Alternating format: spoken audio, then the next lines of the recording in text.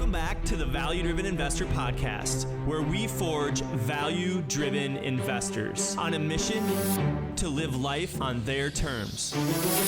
No matter where you have come from or where you are going, becoming a value-driven investor is in all our best interests, because becoming financially free allows us to focus on what matters most, fulfilling our purpose.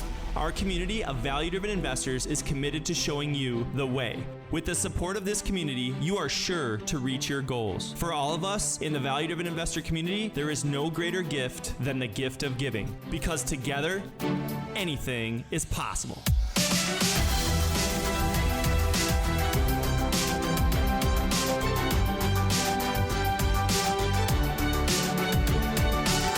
All right, we're back today on the Value Driven Investor Podcast, and I think this could possibly go down as one of the most inspirational podcasts that we ever have, and we just got started. And I'm not really kidding about that, because today we have Shelly Kane on, and she is a single mom, or was a single mom at the time when we start this story, who went from rags to riches utilizing her entrepreneurial spirit and the leverage of real estate investing. So today I'm excited to introduce Shelly Kane. Shelly, thanks for coming on today. Yeah, thanks for having me, Tim. So Shelly, you know what? I want to go back because when you told me your story, it blew my mind, because I just could not, I've never been a single parent. So I don't know what that's like, but I can imagine what it's like. Why don't you take us back to that point in time where you realize that, like, hey, I'm on my own here with my kids and I have to make something work? Yeah, absolutely. Yeah, unfortunately, at the age of 28, I found myself going through a divorce, and my ex-husband left to the San Francisco Bay Area and left me with my 3 kids here in Eugene, Oregon, to raise them full time. And at the time, I was actually working at the local community college to try to make ends meet.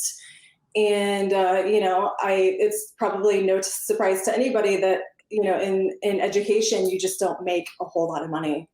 And, I had my kids 90 to 95% of the time, and, working full time at the college. I really wanted a different lifestyle and something to better my kids and I.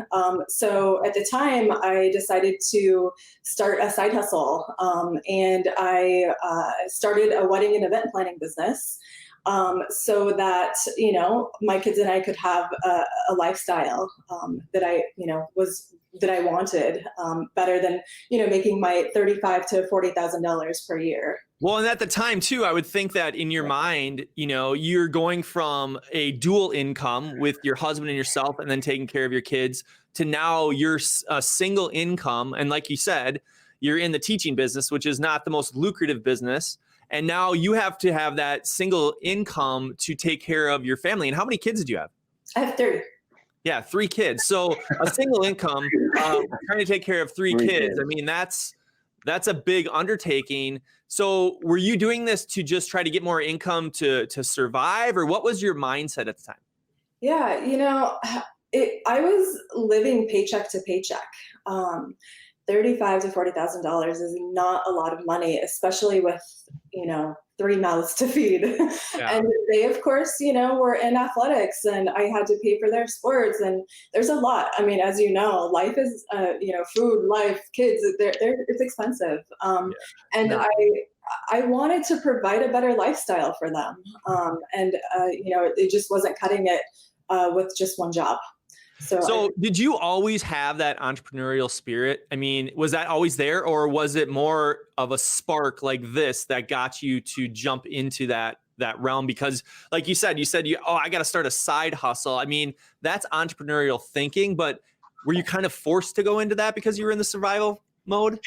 Yeah, I feel like I was forced into it. Of course, nobody's forced into anything. It's always a choice. And it's always one of those things that, when you find yourself in a really shitty situation, you either sink or swim, or you have to figure stuff out. And that was one of the things that, I knew that I needed to do in order to, provide that lifestyle that I wanted for me and my kids.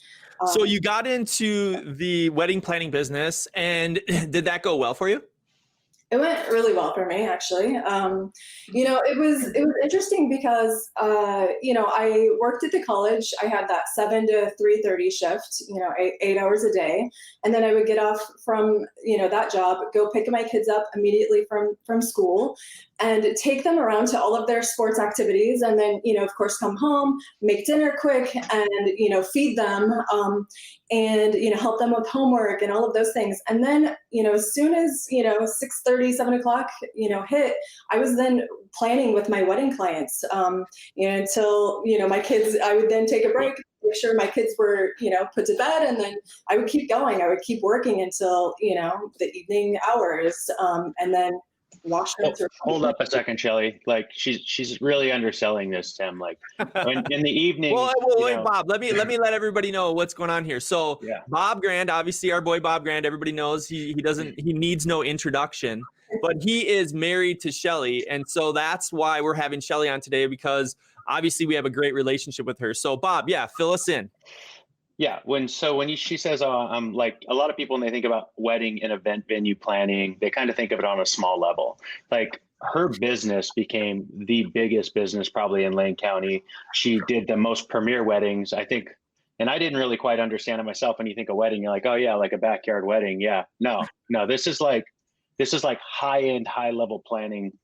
At one point where one of the weddings, she told me, she said the budget was like $250,000, and they rented out this whole complex up on this mountainside. And it was this big giant venue, like massive weddings. Like they take hours upon hours upon hours to plan. So this is no like, I'm just planning stuff, on the side, and I'm making a little side hustle. This is a full scale, like, and when she told me that, I was just like, what?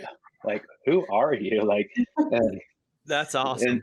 And then on top of that, everything else that she does. And then on top of that, so you're teaching, you're being a single mom, and you're doing a wedding event planning for like ridiculous weddings. That's 10 of them a year, 10 or more a year. So you imagine your summer with like 10 or more of those every single weekend during the summer. You've got these massive ass weddings going on. It's crazy. So it's actually double that, but yeah, more like 20. Yeah, more like 20. Crazy amount of weddings. Okay, Shelly, we'll keep going then. So now, thank you, Bob, for that context, because that definitely paints a really good picture for me. Yeah, well, so I was doing well then.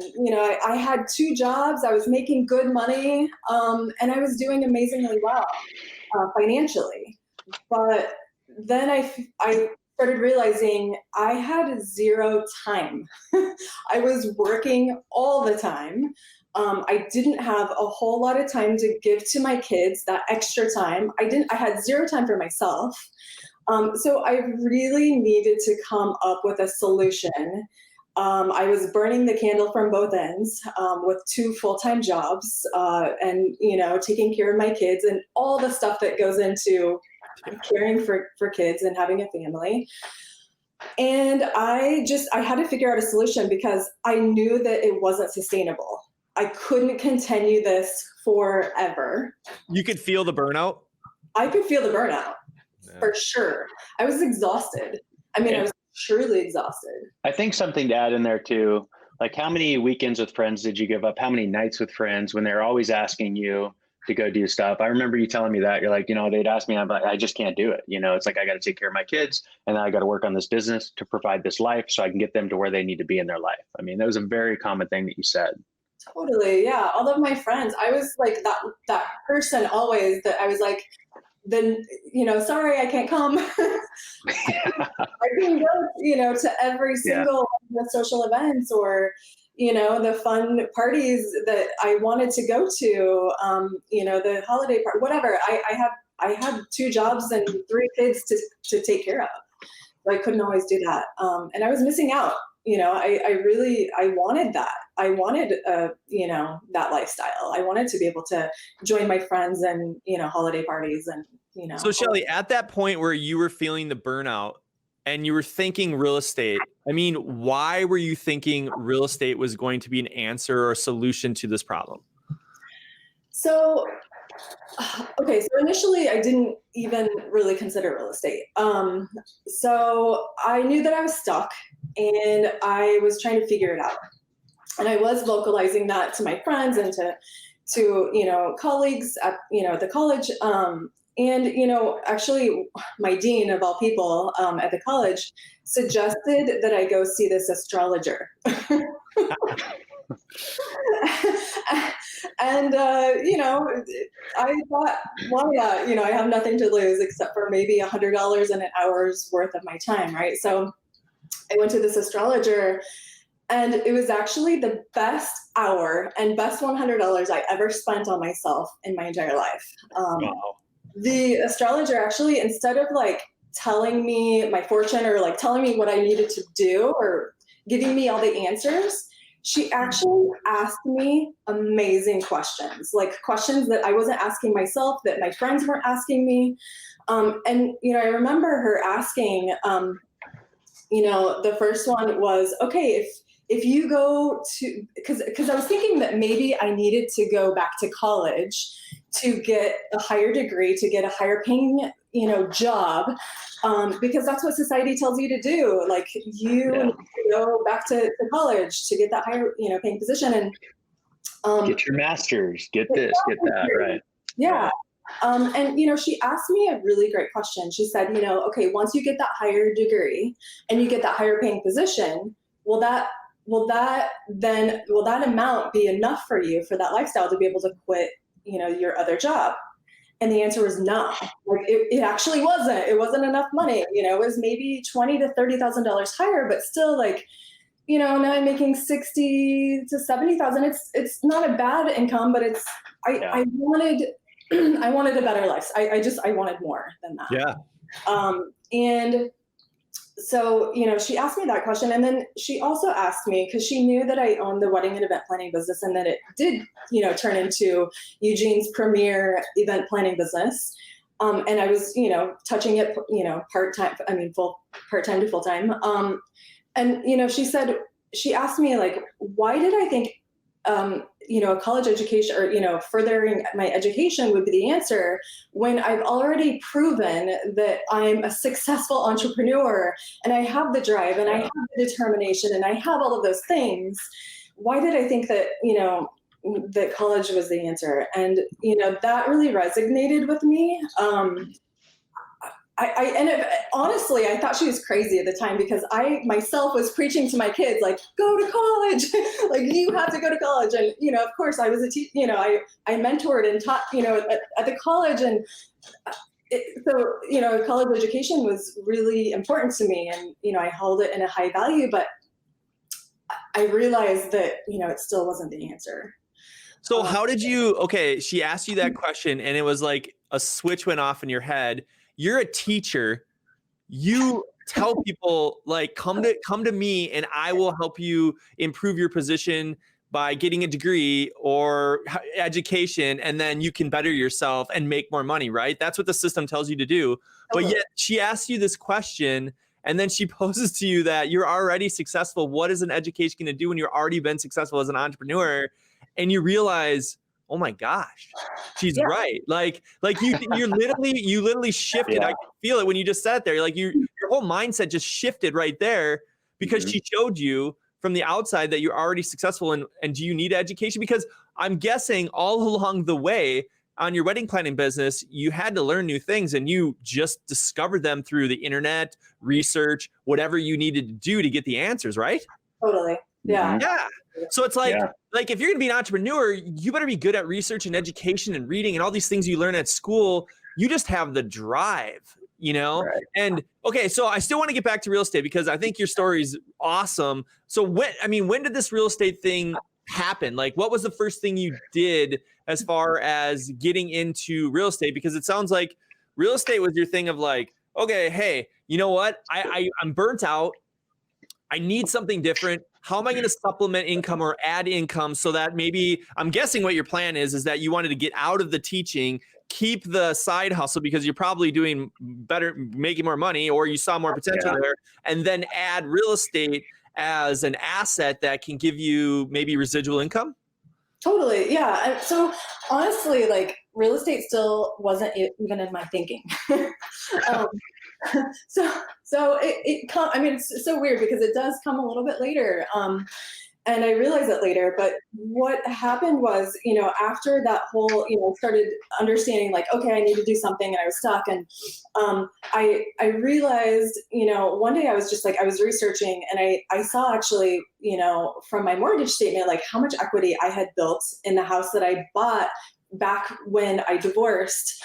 And at the time, I actually bought that house more so that my kids could each have a bedroom, and it was a purchase made out of survival and healing rather than large equity gains, right? So when I saw like how much equity was sitting in my house, even from this turnkey house that I had, over those years, I saw that it was double the amount that I had put down, right? So I remember thinking to myself, like, I need more. I saw that equity, and I remember thinking to myself, like, I need more equity in my life.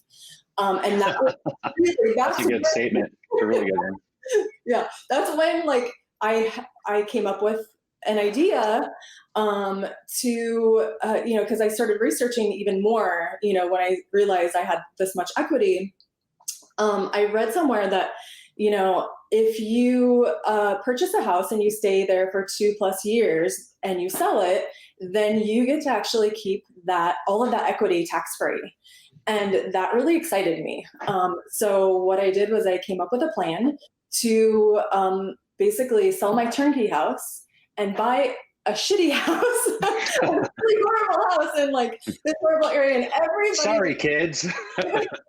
This isn't a challenge. I need a bigger challenge. All of my friends were like, "Are you sure this is a good idea?" Like, because it was a shithole. Like the first house that I bought, it was not a nice house, and but I had the idea, to fix it up over the course of 2 years.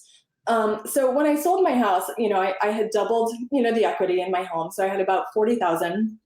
And after I put the down payment, I really only had about 10,000 left to be able to fix up this house. It really wasn't enough to do the whole project, right? So the benefit, though, with the way that my plan, was, or that I had formulated, was that I moved me and my kids into this construction zone, and I basically had 2 years to be able to fix it up. So I just did it little by little with the income, from my event planning business. Anything that I would make extra, I would just put it straight into the house, and I would hire a contractor to come in month after month, little by little, and fix it up over the 2 years. Wow, that's crazy. Yeah. So let's paint this picture. You sold a house that was turnkey, that was comfortable. You got the equity out of that house because you had this awesome idea that you were going to buy a fixer-upper, and you gave yourself 2 years because you were going to fix it up, and then in 2 years you were going to resell it so that you didn't have to pay any capital gains. But not only were you a teacher and an event planner, but now you brought your family into this, what you would call a shithole, and you decided to live in there while you're doing construction and everything else. And her kids still talk about it today. They've lived in the construction zones, and they don't care. They can live anywhere. And I've been in construction zones with her, and I'm like, this has got to get, I can't be doing this. It can get pretty mess. You're living in constant dust. And somebody will open a wall and bugs will come. I don't know, just random steams, it's all the stuff that comes with it, and it's loud and it's uncomfortable. It's not pleasant. It wasn't pleasant. But I was hoping that the reward would outweigh all of those, negative things. So did it? Totally. Hugely. That's how it went down. Give us more of the story. I'm excited now. So I mean, of course, I had, like I said, about 40,000 initially, and then after the down payment, I had about 10. Again, little by little, I just I fixed it up, and then when that 2 years came up, I had doubled the money. After all expenses, after everything, I walked away with $80,000. I doubled. And that was like a huge win for me. And I realized this plan actually is working and this can work. And maybe I can quit one of my jobs someday. Yeah. Right. Right. Yeah. So when let's go. I want to go into your mindset there, because I think that you were definitely in the survival phase and you put yourself in a position that I think very few people would have the character or the guts to live through that situation. But what was your mindset? I mean, was it, hey, you know what? I got to get to a certain cash point because then I'll be more financially free.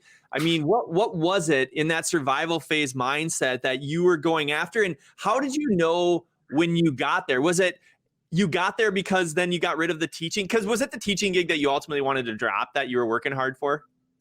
Yeah, I mean, it was hard for me to have someone else dictate my schedule. You know, I had to be there every day from 7 to 3:30. It didn't matter. You know, the day and you only get a certain amount of time to take vacations, and you know, so time was an issue. I wanted to be free from that, for You sure. wanted to live life on your terms? Yeah. Is that fair? Totally. I wanted to live life on her terms. Like creating more equity. Okay, so tell us a little bit more about like what was it like for you as a single mom, but also a woman dealing with contractors? Because I think a lot of women are scared to get in real estate, especially rehabbing and construction, because of men who are normally the contractors. What was your experience with that? Because I think that's important for people to hear, especially women if they're out there. Yeah. You know, honestly, I had a great, you know, situation where I had a friend who was a contractor, and he really assisted me, you know, with, you know, what needs to come and when, you know, kind of like the timeline stuff. So what I did was I actually documented everything that he was teaching me, because of course, like I'm a teacher, you know, I was learning and I needed to know for myself how to do this on my own. So that you were basically building a plan while you were in the middle of this process of like, okay, let's build this plan because I'm going to probably do this again. Totally. Yeah. Because that was my ultimate, like, I knew that, you know, every 2 years I could do this, right? And make, you know, hopefully double, triple, quadruple my, you know, net worth. And that's what my ultimate goal was. And so I needed to know how to do this, you know, myself, like how to, you know, what comes when, and, you know, all of those things. But yeah, you're right. I mean, the majority of contractors and even real estate investors out there, I'm surrounded by men. I mean, truly, I'm usually like the only lady in the room sometimes. Yeah, no doubt. Yeah. I mean, it's just, I feel like though that they gave me so much respect by just even trying, you know, just by even putting my foot forward, you know, just my best effort forward. And I'm the first to admit, hey, listen, I don't know exactly what I'm doing. This is my plan. Please be patient with me. But you know, I'm trying here. Well, okay, so I think this is really important for people because, again, coming from the context of a woman, it's intimidating, right? But like when you were looking for a contractor, what, you know, there's going to be contractors that are going to treat you like, it doesn't, man or woman, they're going to treat you like crap. And then there's contractors that are going to be like, you know what? I want to help this lady because they have compassion and they're not just doing it to make $1. I mean, how did you find the right guys? Yeah. So, you know, it's kind of like how I built my event planning business. You don't just stumble upon, you know, and create the premier event planning business, you know, in the area. You do so by creating amazing teams. You know, my leaders, my DJ, like I created, you know, these amazing teams to be able to execute these events. The same thing went into all of these houses. Like if somebody treated me like shit, they're out. Like I will never put up with anybody who will treat me disrespectfully or, you know, treat me like I'm, you know, not important or, you know, so it's easy to filter out those people and you never use, I mean, sure, you might have used them for one job. Right. I'm okay with firing right in the middle of a job. Like, you can go. I don't want you around my space. I don't want you around my, I need the positive energy for sure. So, I just made sure that I hired really good people. Did you fire anybody in the middle of this first one? I did. I actually. Well, tell us a little bit about that. It was a there was a bye-bye. Yeah, no, he came in and just super hothead, just basically was frustrated with the way that things, and maybe I didn't do things in the right order, or maybe I had another contractor. Yeah, you're learning. I was trying to figure things out, and he was really, he was not nice to me. And I just told him that he could walk back out my front door. Good for you. He's like, what? No, I'm here to work. No, actually, it's kind of funny. Like, the way contractors are, I actually think, I don't want to be, sexist or anything or come off weird, but I think in the end, when she started finding the right people, or when I've seen, contractors work around her, she creates a really good relationship with them, and they are so amazing. Like, I don't even think I can create those types of relationships, with contractors that she is able to create. And I don't know if it's a personality type or what, but it just seems to be like a natural talent of bringing people together and building a great team, because they bend over backwards. It's pretty amazing. So, that's from cool. what I've seen. Yeah. That's cool. Okay, Shelly, well, that's awesome about your first project. So let's go a little bit deeper into what you're doing right now. So take us from that first house and kind of speed forward a little bit on let's put it on fast forward a little bit. Yeah. Where did you go from that first project to where you are today in the real estate world? Yeah.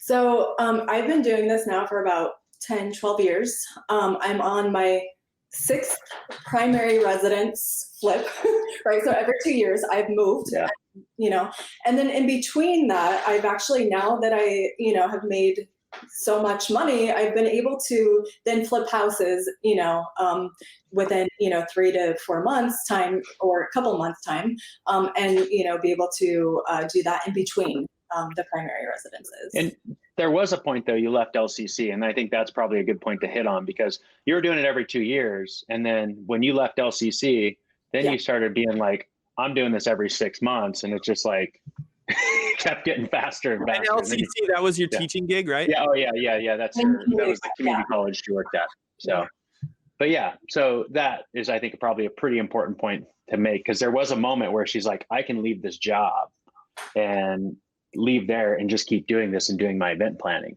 So, right. I mean, take it from there.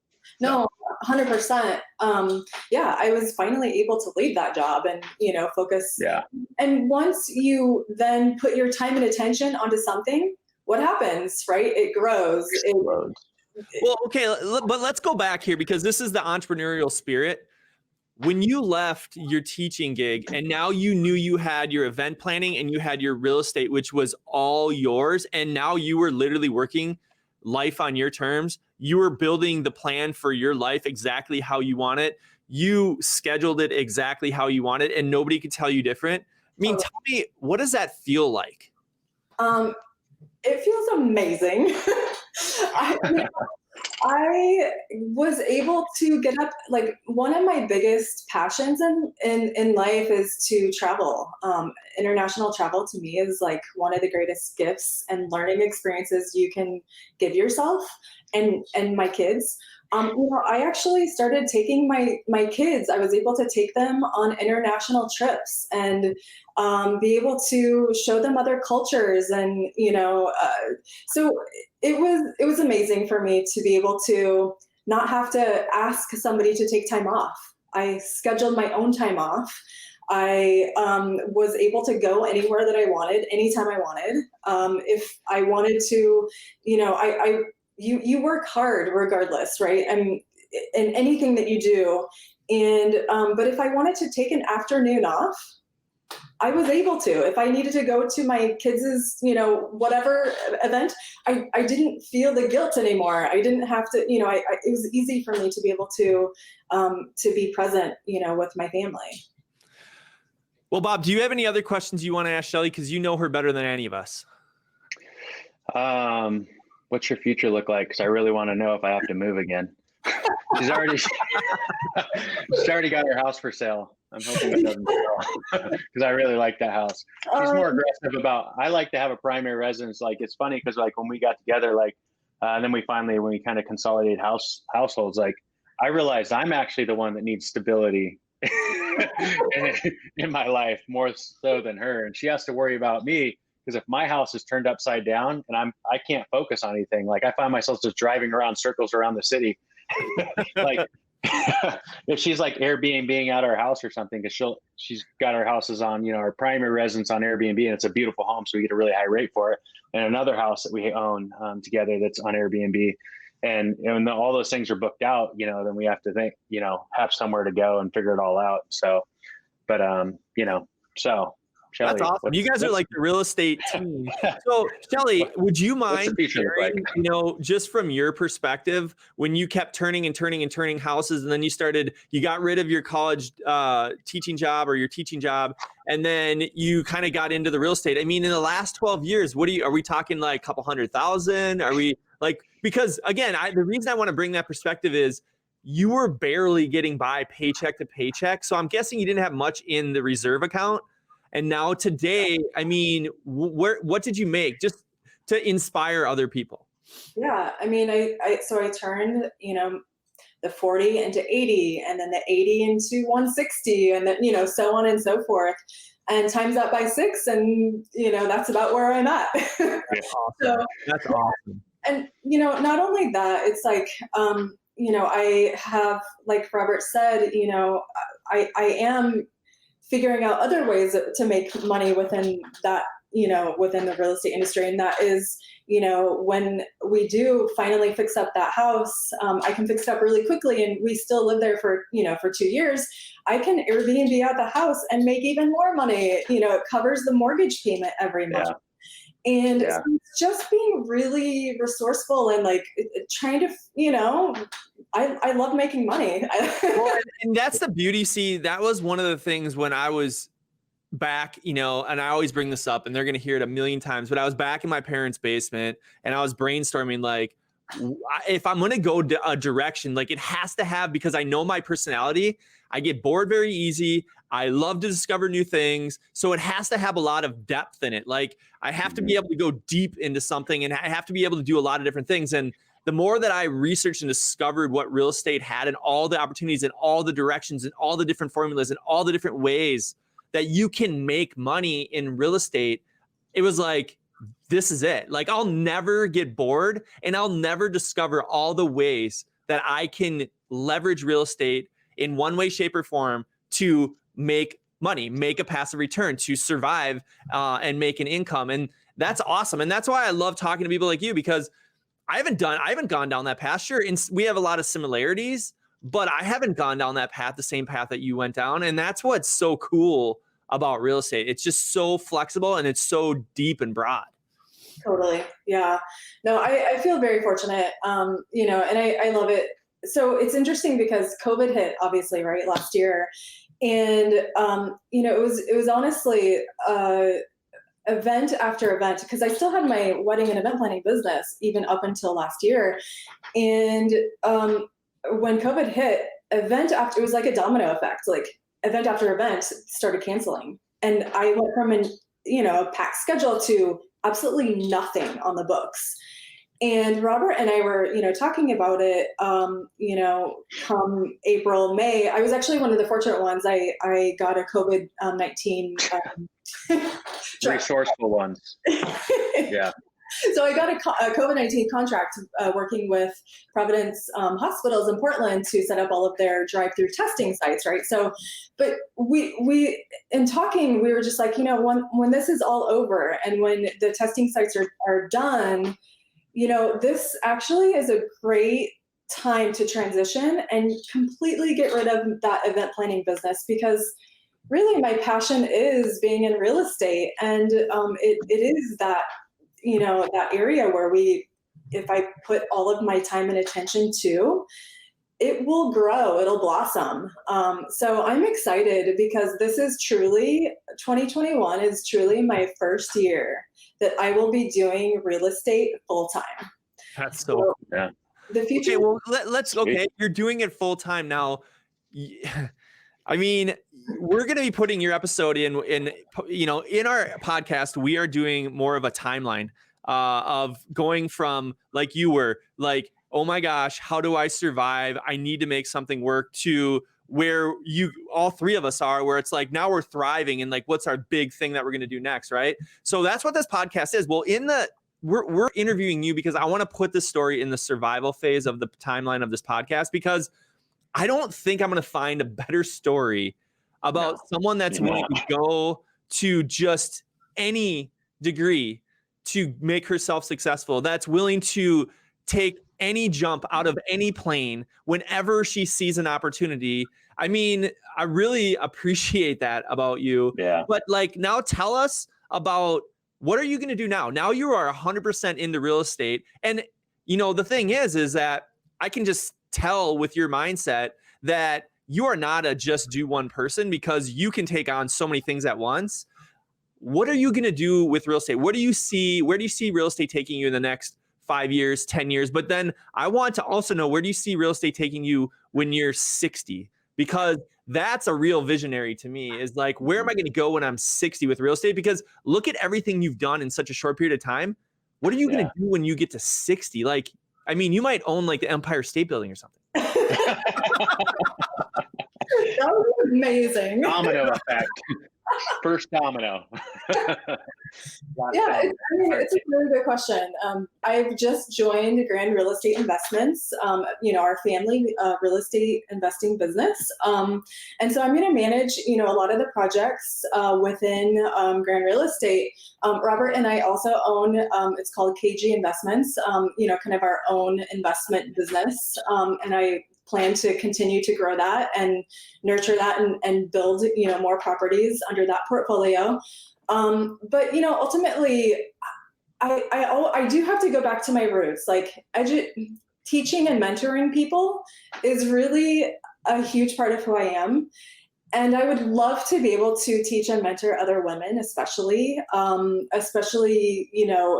women who want to get into investing. There aren't a lot of us. And I would love to be able to be that sounding board, or be that, person who can help, especially a female, get to the next level. A lot of people have excuses, and, I'm the type of person who, there can't be an excuse. Like, if you go for it. Trust me, I know. Right? I mean, excuses hold you back. And if you really truly want to do something, so I would love to mentor and teach, and even, young ones, especially females, to be able to be their best, to do their best. Yeah. And then of course, like when I'm 60, like that was the question, like, what do I want to do? I probably don't want to, manage a whole lot at that point. Robert and I have been talking, we use a private money lender right now, for some of our projects. And I would love to actually get into lending money. I could see that being a really great thing when I'm 60 plus years old. You don't have to manage too much, except for, where the financials are going, all of the contracts that are out there. That might be a nice way, to kind of retire. That's awesome. Well, Shelly, I can tell you right now, it's just an honor to be able to hear your story today. I think, you know what, if you want to be anything, you can be it, because you have tons of drive and tons of passion and definitely a fire. So thank you for being on today. It was fantastic. And I know that the people listening will definitely be inspired. So thank you. Thanks for listening to the Value Driven Investor Podcast, where we lead by giving. For more information about our community and what's new, visit valuedriveninvestor.com. The Value Driven Investor Podcast was produced by Digital Legend Media in Minneapolis. Build your legend, digitallegendmedia.com.